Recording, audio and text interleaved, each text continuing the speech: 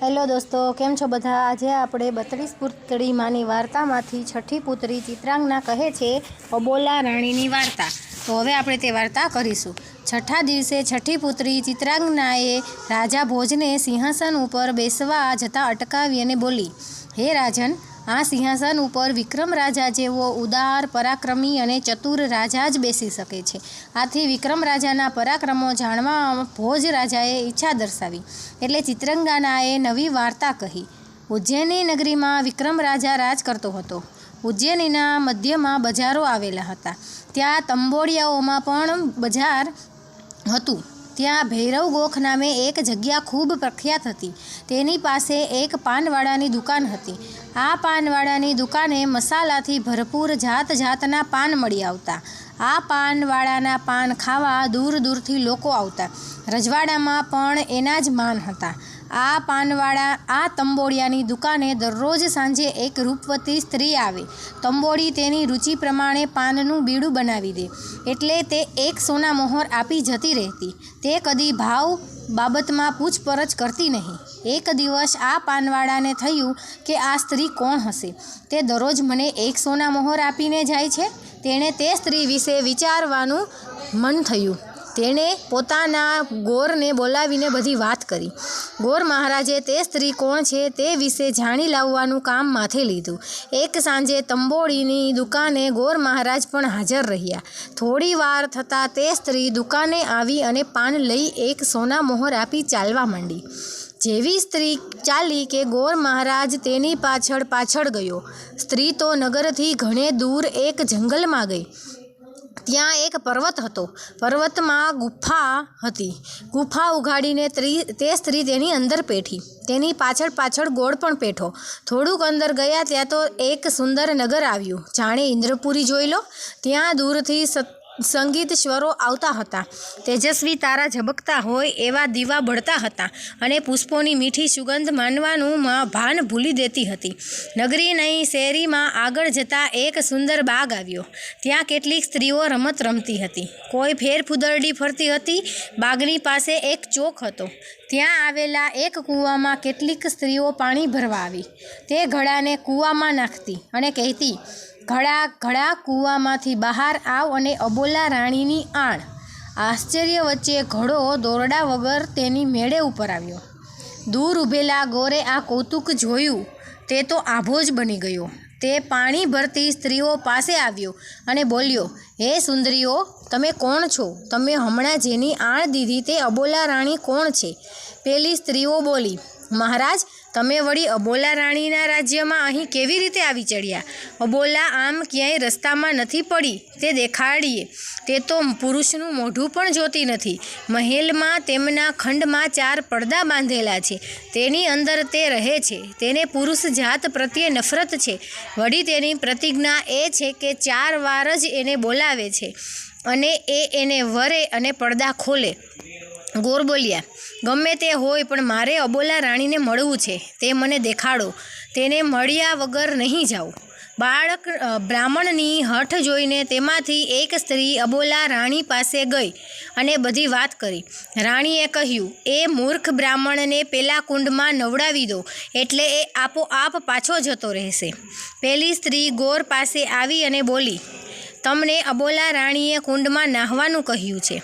ગોર તો રાણીને મળવા એટલો અધીરો બની ગયો હતો કે તે પહેર્યા કપડે જ કુંડમાં નાહવા પડ્યો કે સાથે જ પેલા તંબોળીની દુકાને જઈ પહોંચ્યો। તેણે આંખો ખોલી જોયું તો તે તંબોળીની દુકાને ઊભેલ। ગોર તો નવાઈ પામ્યો। તેમણે અબોલા રાણીની નગરી સ્વપ્ન સમી લાગી। અહીં તો મધરાત થઈ ગઈ હતી। ક્યાંય કોઈ જોવા મળ્યું ન હતું। તેને મન અકળાઈ ગયું અને પોખ મૂકીને રડવા લાગી। મધરાતે વિક્રમ રાજા નગર ચર્ચા જોવા નીકળ્યા। તેઓ ફરતા ફરતા અહીં આવી ચડ્યા। તેણે ગોરને રડતા જોઈને પૂછ્યું, અરે મહારાજ, આ મધરાતે રડવાનું કારણ શું? એવું તે ક્યું દુઃખ આવી પડ્યું છે કે આમ રડો છો?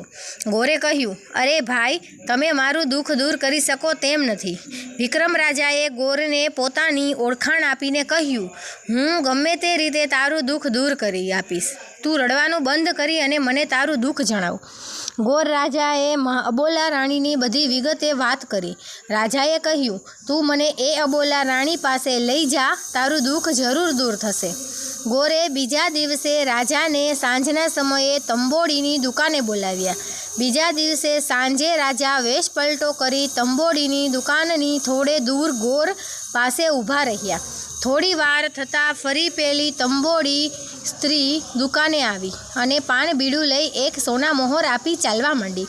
ગોરના કહ્યા પ્રમાણે રાજા તરત જ પેલી સ્ત્રીની પાછળ પાછળ ગુફામાં દાખલ થયા. ગોરે જેવું વર્ણન કર્યું એવી જ નગરી, એવો જ વૈભવ અને એવી જ શોભા. તેઓ કૂવા આગળ આવીને ઊભા રહ્યા. કૂવા ઉપર રૂપરૂપના અંબાર સમી સુંદરીઓ પાણી ભરતી હતી. કોઈને પણ ઘડો ખેંચવો પડતો નહોતો. થોડી વાર સુધી તો રાજાએ ઊભા ઊભા જોયા કર્યું. પછી તેમની નજીક જઈને પૂછ્યું, બાઈઓ, આ કોનું ગામ છે અને તમે કોની આણ આપો છો? પેલી સ્ત્રીઓમાંથી અબોલા રાણીની એક સખી બોલી, તમે કોણ છો અને અહીં કેમ આવ્યા? વિક્રમ રાજાએ પોતાની ઓળખાણ આપી. ત્યારે સખીઓ બોલી, અહીં અબોલા રાણીનું રાજ ચાલે છે. રાજાએ પૂછ્યું, એ અબોલા રાણી કોણ છે એ તો કહો. પેલી સખી બોલી, એક વખત કેટલીક દેવીઓ રેતીની પૂતળીઓ બનાવવાની રમત રમતી હતી. એવામાં કેટલીક જોગણીઓની રૂપાળી પૂતળી ઉપર અમી દ્રષ્ટિ થતાં બધી પૂતળી સજીવન થઈ ગઈ. એટલે તેમણે પૂતળીઓને રહેવા માટે અજબ નગરીની રચના કરી. અમે બધી સ્ત્રીઓ રેતીની પૂતળીમાંથી બનેલીએ છીએ. અમારામાંથી અતિ સુંદર પુત્રી અબોલા રાણી છે. તેથી તેમને આ નગરીમાં રાણીએ બનાવ્યા છે. અહીં તેનું રાજ્ય ચાલે છે. અમારી રાણી કોઈ પુરુષનું મોં જોતા નથી કે તેની સાથે વાત પણ કરતા નથી. તે પોતાના ખંડમાં 4 પડદા રાખે છે. તેમણે એવી પ્રતિજ્ઞા લીધી છે કે જે પુરુષ પોતાની ચતુરાઈથી અબોલા રાણીને 4 વખત બોલતી કરે તો તે 4 પડદા છોડી નાખે. નહીં તો તેમની સાથે હોડમાં ઉતરનારને રાણી કારાગૃહમાં પૂરી દે છે. રાજાએ કહ્યું, હું તમારી રાણીના 4 પડદા છોડાવીશ. મને તેમની પાસે લઈ જાઓ. સખી રાજાને મહેલે લઈ ગઈ. બહાર પહેરો ભરતી દાસીને રાજાએ સોંપી અંદર ગઈ. સખીએ કહ્યું, ઉજ્જૈની નગરીના રાજા વિક્રમ તમને મળવા માગે છે અને તમારા પડદા છોડાવવા આવ્યા છે. અબોલા રાણી ગુસ્સે થઈને બોલ્યા, જા, રાજાને કહે, નગર ઉજ્જૈનીમાં તારું જોર, અહીં આવ્યો તે મારો ચોર. 4 પહોર તો વાચા લઈશ, પ્રાતકાળ કારાગૃહ દઈશ. રાજા પડદાથી દૂર રહીને બોલ્યો, સાંભળ રે ગરવીલી સતી, તારો કોણ પિતા ને પતિ. વચન બોલ બોલે જેટલા, કારાગૃહ નાખ્યા કેટલા. રાણીએ દાસીને દૂર આવેલા કારાગૃહ બતાવતા હુકમ કર્યો. દાસી રાજાને કારાગૃહમાં લઈ ગઈ. ત્યાં લગભગ 800 રાજકુમારોની સાંકળથી બાંધી કેદી તરીકે રાખ્યા હતા. તેમના કોમળ ચહેરાઓ સાવ મુરઝાઈ ગયા હતા. માથાના વાળ અને દાઢી વધી જવાથી તેમના ચહેરાઓ પણ ઓળખાતા નહોતા. રાજકુમારોને જોઈને રાજા ખૂબ જ હેરાન થઈ ગયા. તેણે પ્રતિજ્ઞા કરી કે આ બધાને કારાગૃહમાંથી છોડાવું તો મારું ખરું નામ વિક્રમ. દાસીએ રાજાને કહ્યું, રાજન, આ બધાની દશા જોઈને જો તમને પણ હારી જશો તો આવી જ દશા તમારી પણ થશે. આમ કહીને તે પડદા પાછળ બાંધેલી જગ્યાએ લઈ ગઈ અને સોનાના પાટ ઉપર બેસાડ્યા. રાજાએ કહ્યું, હે અબોલા રાણી, હું તમને એક સરસ મજાની વાર્તા કહું છું. તમને હોકારો ભણજો. અબોલા રાણી બોલ્યા, મૌન રહ્યા. એટલે રાજાએ દાસીને કહ્યું, રાણીના બદલે તેમનું કાનનું કુંડળ હોકારો દેશે. રાણીને કાંઈ વાંધો તો નથી ને? રાજાના આ શબ્દો સાંભળી બધી દાસીઓ ખડખડાટ હસવા લાગી. એક દાસી રાણી પાસે જઈને આ વાત કરી એટલે રાણીએ સંમતિ આપી અને કહેવડાવ્યું, જો રાણીનું કુંડળ પણ વાતમાં હોકારો નહીં ભણે તો તમારે કારાગૃહમાં જવું પડશે. સારું. વિક્રમ રાજાએ તરત વીર વેતાળને યાદ કર્યા એટલે તે તરત અદૃશ્ય રૂપે હાજર થયો. રાજાએ કહ્યું, જા, તું અબોલા રાણીના કુંડળમાં બેસી જા અને મારી વાતમાં હોકારો ભણતો રહેજે. વેતાળ અબોલા રાણીના કુંડળમાં ભરાઈને બેઠો. રાજાએ વાત કહેવા માંડી. હે અબોલા રાણીના કાનના કુંડળ, મેલપુર પાટણ નામે એક નગરમાં ચંદ્રદિવ્ય નામે રાજા રાજ કરતો હતો. આ ગામમાં 4 મિત્રો રહેતા હતા. એક બ્રાહ્મણ, બીજો સોની, ત્રીજો સુથાર અને ચોથો સાડવી. આ ચારે મિત્રો રાત દિવસ રખડ્યા કરે. તેમને કામ ધંધામાં સહેજ પણ રસ નહીં, ફક્ત ખાઈ પીને ખૂબ જ ચીડાતા. એક દિવસ ચારેયના મા બાપે ચારેય છોકરાઓને ખૂબ જ ઠપકો આપ્યો. તેથી ચારેય મિત્રોએ પરદેશ જઈ કંઈ કામ ધંધો કરવાનો વિચાર કર્યો. એક દિવસ ચારેય મિત્રો કોઈને પણ કહ્યા વગર પરદેશ કમાવા જવા નીકળી પડ્યા. રસ્તામાં એક ગામ આવ્યું. ચારેયે ત્યાં રાતવાસો કર્યો. તેમને પાસે સીધું હતું એટલે બ્રાહ્મણે રસોઈ બનાવવાનું વિચાર્યું. તેણે સોનીને દેવતા લેવા ગામમાં મોકલ્યો. ગામમાં એક સોનીની દુકાન જોઈ. સોની દુકાનમાં દાગીના ઘડતો હતો. આથી પહેલાં સોની છોકરાને થયું કે કદાચ અહીં મને કામ મળશે, એટલે તે દુકાને જઈ દેતવા માગ્યો અને એણે પોતાની બધી હકીકત કહી સંભળાવી. દુકાનદાર સોનીએ કહ્યું, ભાઈ તું સોની છે, તું મારે ત્યાં રહી જા, હું તને દાગીના ઘડતા શીખવી દઈશ અને મહેનતાણાના તરીકે પૈસા પણ આપીશ. કાલ સવારે પાછો આવી જઈશ, કહી સોની દેવતા લઈ પોતાના મિત્રો પાસે આવ્યો અને કહ્યું, મને આ ગામમાં એક સોનીને ત્યાં કામ મળી ગયું છે. બધા મિત્રોએ કહ્યું, ભલે તું આગળ ગામમાં રોકાઈ જા, અમે આગળ વધીશું. જ્યારે ઘેર પાછા ફરીશું ત્યારે અહીં થઈને તને જઈશું. સવાર પડતા જ સોની ગામમાં રોકાઈ ગયો. જ્યારે બાકીના 3 મિત્રો આગળ ચાલતા આગળ જતા બીજું એક ગામ આવ્યું. ત્યાં સુથારને એક સુથારનું કામ મળી ગયું. સુથારને ત્યાં મૂકી બ્રાહ્મણ અને સાડવી આગળ ચાલ્યા. આગળ જતાં એક ગામમાં સાડવીને વણકરને ત્યાં કામ મળી ગયું. વણકરે કહ્યું, તું મારે ત્યાં કામ કરે તો તને હું કાપડ વણતા શીખવું. એટલે સાડવી પણ ત્યાં જ રોકાઈ ગયો. હવે બ્રાહ્મણ એકલો જ રહ્યો. એ ચાલતો ચાલતો નર્મદા નદીના કિનારે આવ્યો અને ત્યાં એક ગુરુને ઘેર વિદ્યા ભણવા રહી ગયો. આમ ચારેય મિત્રો અલગ અલગ ગામમાં રોકાઈ ગયા અને પોતાના હુનર શીખવા લાગ્યા. જોત જોતામાં 12 વર્ષ વીતી ગયા. બ્રાહ્મણે શાસ્ત્રો ભણીને સર્વ વિદ્યામાં પારંગત થઈ ગયા. તે ગુરુના આશીર્વાદ લઈ પોતાના ઘરે આવવા નીકળ્યા. પાછા વળતા રસ્તામાં સાડવી જે ગામમાં સાડવીને મળ્યો હતો, પણ સાડવી પણ 12 વર્ષમાં સારી રીતે કાપડ વણતા શીખી ગયો. તે બ્રાહ્મણ સાથે ઘેર આવવા નીકળી પડ્યો. બંને મિત્રો સુથારને ગામે આવ્યા અને સુથારને મળ્યા. સુથાર પણ પોતાની કારીગરીમાં પંડિતાઈ પ્રારંભ થઈ હતી. તે પણ પોતાના બંને મિત્રો સાથે આ ગામ આવવા નીકળી પડ્યો. ત્રણેય મિત્રો ત્યાંથી સોનીના ગામે આવ્યા. સોનીને મળ્યા. સોની પણ પોતાના માલિકની રજા લઈ મિત્રો સાથે નીકળી પડ્યો. ચારેય મિત્રો ચાલતા ચાલતા ઘોર જંગલમાં આવ્યા. તેઓ 12 વર્ષ પછી મળવાથી પોતાની વાતો કરી આગળ વધીએ જતા હતા. રસ્તામાં સાંજ પડવા આવી. ચારેય જણે એક વિશાળ ઝાડ નીચે મુકામ કર્યો. ચારેય જણે એક પહોર જાગવા નક્કી કર્યું. પહેલો વારો સુથારનો. બીજા 3 જણ સૂઈ ગયા. ચાલવાને કારણે તેઓ ખૂબ થાકી ગયા હતા એટલે તરત જ ઊંઘી ગયા. જ્યારે એકલો સુથાર જાગતો બેઠો હતો. હવે એકલા એ રાતનો પહોરો કેમ કરીને વિતાવવો તે વિચારવા લાગ્યો. કંઈ વિચારતા તેને થયું કે લાવને એકાદ લાકડાની પૂતળી ઘડવા માંડું. તે તો તરત જ પોતાના ઓજારો કાઢી પૂતળી ઘડવા માંડી. પૂતળી ઘડી રહ્યો ત્યાં તો એક પહોર પૂરી થઈ ગઈ અને હવે જાગવાનો વારો સાડવીનો આવ્યો. સાડવીના ઉઠતા જ સુથાર સૂઈ ગયો. સાડવીની નજર પૂતળી ઉપર પડી. તેણે થયું કે સુથાર કેવી સુંદર પૂતળી બનાવે છે, પણ તે વસ્ત્રો વગર સારી લાગતી નથી. એટલે તેણે પૂતળી માટે કપડાં તૈયાર કર્યા અને પહેરાવી દીધા. ત્રીજો પહોર થતાં જાગવાનો વારો સોનીનો આવ્યો. તેને સાડવી સૂઈ ગયો. સોનીની નજર પૂતળી પડતા તે જોઈ રહ્યો. તેને થયું કે આ પૂતળી કેવી સુંદર લાગે છે, પણ જો તેણે ઘરેણાં પહેર્યા હોત તો તેની સુંદરતામાં ઓર વધારો થાત. તેણે તરત પૂતળી માટે સુંદર ઘરેણાં બનાવી દીધા અને પહેરાવ્યા. હવે બ્રાહ્મણનો વારો આવ્યો એટલે સોની સૂઈ ગયો. બ્રાહ્મણ તો પૂતળી જોઈ નવાઈ પામ્યો. તેણે થયું કે આવી સુંદર પૂતળી જીવ વગરની કેમ? તેણે તરત જ પોતાની વિદ્યા અજમાવી. તેને જીવતી કરી. ઘડીકમાં તો તે બોલતી ચાલતી રૂપાળી સુંદર બની ગઈ. બ્રાહ્મણ તો તેને જોતાં જ તેના પર મોહ પડ્યો. થોડી વારમાં સવાર થતાં જ 3 મિત્રો જાગ્યા. તેને પોતાની સામે રૂપાળી સુંદરી જોતાં જ તેના પર મોહી પડ્યા.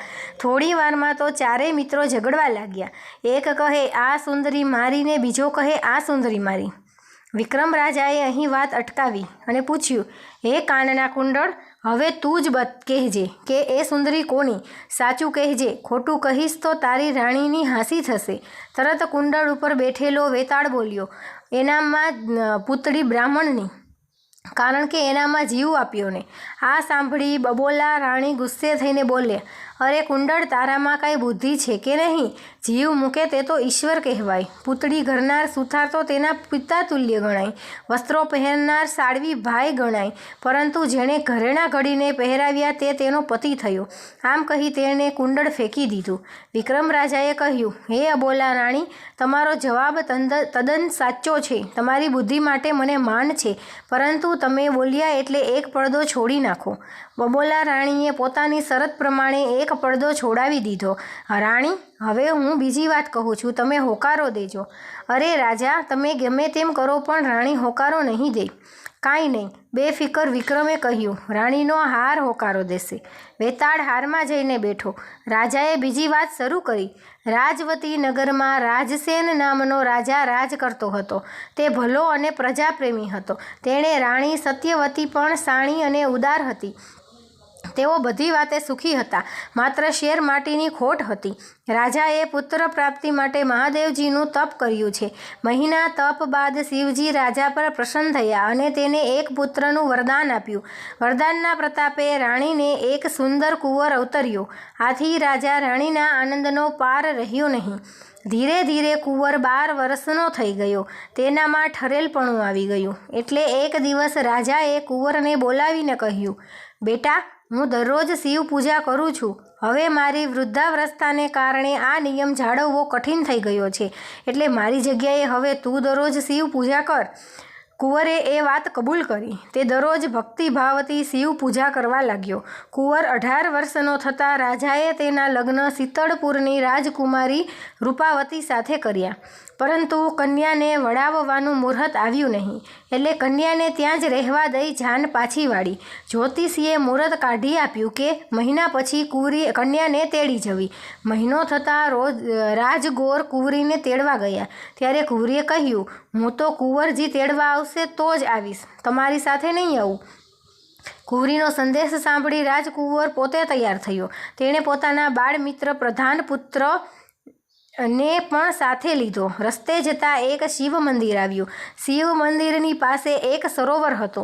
તેમાં સુંદર કમળો ખીલ્યા હતા. રાજકુમારે રથમાંથી ઉતરી સરોવરમાં સ્નાન કરી કમળો ચૂંટી લાવી શિવજીની પૂજા. તેણે મનમાં નિશ્ચય કર્યો કે હે જટાધારી ભોળાનાથ, હું મારી રાણીને લઈને પાછો ફરીશ ત્યારે ફરીથી હું કમળ પૂજા કરીને જ જઈશ. રાજકુમાર અને પ્રધાન ત્યાંથી શીતળપુર આવ્યા.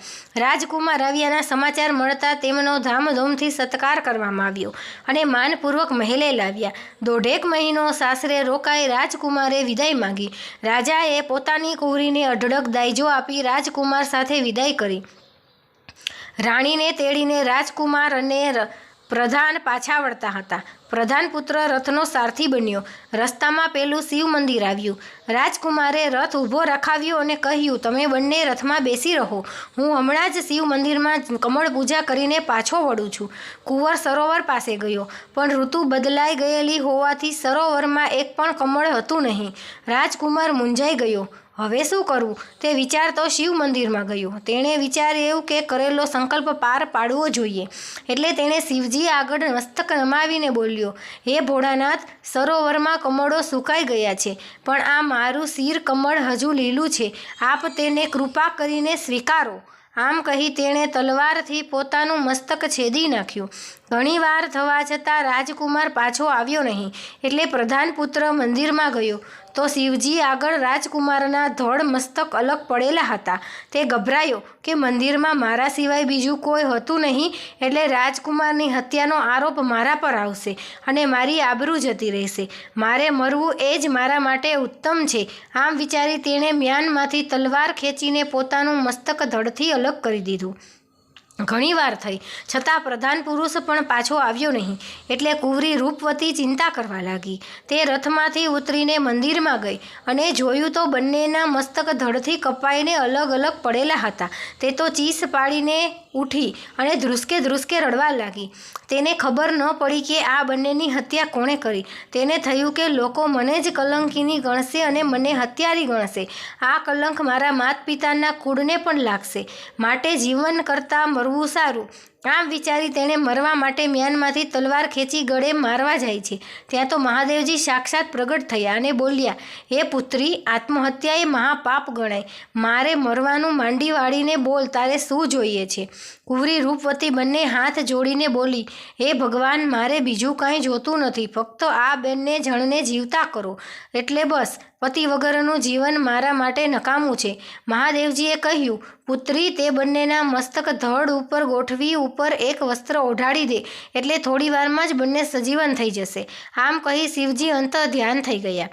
રૂપવતી તો દોડીને રથમાંથી એક રેશમી વસ્ત્ર લઈ આવી અને તરત જ છૂટા પડેલા મસ્તક એક એક ધડ ઉપર ગોઠવી દીધા. વસ્ત્ર ઓઢાડી દીધું. થોડી વારમાં તો બંને સજીવન થયા અને આળસ મરડીને ઊભા થયા. પણ આ શું? રાજકુમારના ધડ ઉપર પ્રધાનપુત્રનું મસ્તક અને પ્રધાનપુત્રના ધડ ઉપર રાજકુમારનું મસ્તક. ઉતાવળમાં થયેલી ભૂલ બદલ રૂપવતીને ખૂબ જ પસ્તાવો થયો. તે મૂંઝાવા લાગી કે આ બંનેમાંથી પતિ કોણ ગણાય. વિક્રમ રાજાએ અહીં વાત અટકાવી. બોલ્યા, હે અબોલા રાણીના હાર, આ બંનેમાંથી રૂપવતીનો પતિ કોણ ગણાય? સાચું કહેજે, નહીતર અબોલા રાણીનું માન ઘટશે. તરત જ હારમાં રહેલો વેતાળ બોલ્યો, આમાં શું?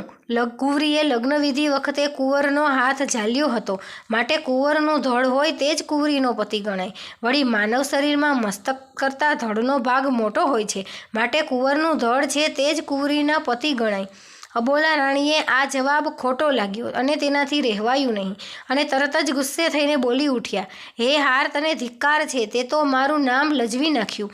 તું મારા ગળામાં રહેવાને લાયક નથી. એમ કહી હાર જમીન પર ફેંકતા કહ્યું, મસ્તક શરીરનું ભૂષણ છે, માણસ માત્ર મસ્તકથી જ ઓળખાય છે, માટે રાણી ધડની નહીં મસ્તકની.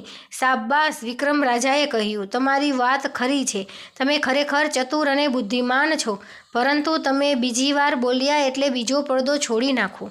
રાણીએ પોતાની શરત પ્રમાણે બીજો પડદો છોડી નાખ્યો. હવે રાત્રિનો ત્રીજો પ્રહર શરૂ થયો. વિક્રમ રાજાએ ત્રીજી વાત કહેવા રાણીને હોકારો દેવા કહ્યું, પણ રાણીએ માથું હલાવી ના પાડી. એટલે રાજાએ વેતાળને રાણીના નુપુરમાં બેસવાનું કહ્યું અને તમે હુકારો નહીં દો તો તમારું નુપુર હુકારો પૂરશે. આમ કહી રાજાએ ત્રીજી વાત શરૂ કરી. સોરઠ દેશમાં માતાજીનો એક પરમ ભક્ત રાજા રાજ કરતો હતો. તેની રાણી પણ ધાર્મિક વૃત્તિની હતી. બંને જણા બધી વાતે સુખી હતા, પણ તેમને એક વાતનું દુઃખ હતું, તેમને એક પણ સંતાન હતું નહીં. તેથી તેમનું મન હંમેશા વ્યથિત રહેતું હતું. રાજાએ કોઈ સાધુ પુરુષના કહેવાથી કાળા કામની ઉપાસના કરી. છેવટે માતાજી તેના પર પ્રસન્ન થયા અને એક દીકરીનું વરદાન આપ્યું. વરદાનના પ્રતાપે રાણી પુત્રીને જન્મ આપ્યો. પુત્રીના જન્મને લીધે રાજા રાણીનું વાંજિયા મેણું ટળ્યું અને હરખનો પાર રહ્યો નહીં. જોત જોતામાં કુંવરી ઉંમરલાયક થઈ ગઈ. એટલે રાજાએ પ્રધાનને તથા કુંવરી ના મામાને બોલાવીને કહ્યું, હવે કુંવરી પરણવા લાયક થઈ ગઈ છે, માટે તમે અને હું તેના માટે યોગ્ય મૂર્તિયાની તપાસ શરૂ કરી દઈએ. યોગ્ય મૂર્તિઓ મળતા જ તેનો વિવાહ કરી લગ્નનો દિવસ પણ નક્કી કરી લેજો. બીજા જ દિવસથી ત્રણેય જણો મૂર્તિયાની શોધમાં લાગી ગયા. એક દિવસ પ્રધાન લશ્કર લઈ યુદ્ધ જીતવા ગયો. ત્યાં તેણે એક સુંદર રાજકુમારને જોયો. તેણે તરત જ રાજકુમારીનો વિવાહ તેની સાથે કર્યો અને લગ્નનો શુભ દિવસ પણ જોડાવી દીધો. બીજી બાજુ રાજા શિકારે નીકળ્યા. તેમણે એક બહાદુર રાજકુમારને જોયો. રાજકુમારે કુંવરીનો વિવાહ તેની સાથે કરી દીધો અને તેના લગ્નનો દિવસ જોડાવી લીધો. લગ્ન દસમનું નક્કી થયું. ત્રીજી બાજુ રાજકુમારીના મામાએ પણ એક સુંદર અને સંસ્કારી મૂર્તિઓ શોધી કુંવરીના વિવાહ નક્કી કરી લીધા અને લગ્નનું દસમનું નિર્ધાર રહ્યું. થોડા સમયમાં ત્રણેય જણા રાજધાનીમાં ભેગા થયા. કુંવરીના મામાએ કહ્યું, મેં કુંવરીનો વિવાહ કરી દીધો છે. ત્યારે પ્રધાને કહ્યું, મેં પણ રાજકુંવરીનો વિવાહ નક્કી કરી દીધો છે. રાજાએ પણ કહ્યું, મેં પણ કુંવરીનો વિવાહ નક્કી કરી દીધો છે. આમ એક કુંવરી માટે ત્રણ મૂર્તિઓ નક્કી થયા. ત્રણેય જણાએ કુંવરીના લગ્ન દસમના જ નક્કી કરેલા. જોત જોતામાં દસમનો દિવસ નજીક આવી ગયો. લગ્નના દિવસે રાજાએ આખો રાજમહેલ શણગાર્યો. ચારે બાજુ મંડપ બંધાવીને રંગબેરંગી રોશનીઓ કરી, તોરણો બંધાવ્યા. સાંજ થતાં જ ત્રણેય વરરાજા જાન લઈને માંડવે આવ્યા. જાનમાં માણસો પણ મૂંઝાવા મુકાઈ ગયા કે કુંવરી એક ને વરરાજા 3, આમાંથી કુંવરી પરણશે કોને? આમ અનેક પ્રશ્નો ચર્ચાવા લાગ્યા. પરંતુ દેવની ગતિ ન્યારી છે.